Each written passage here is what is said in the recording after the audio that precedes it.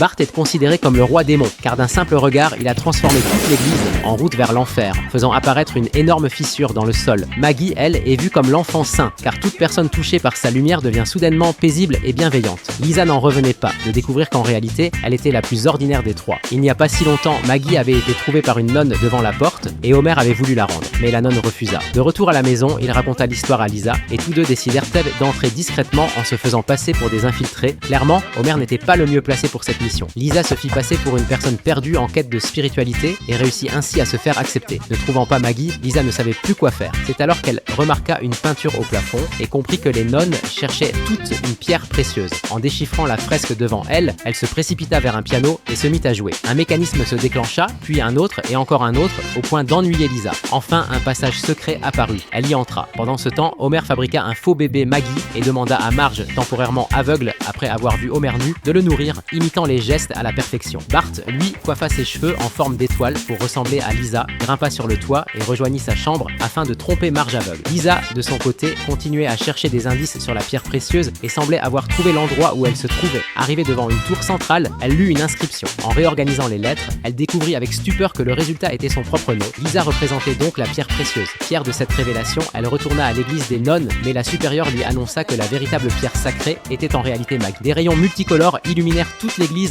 et tous ceux qui furent baignés dans cette lumière retrouvèrent aussitôt l'harmonie.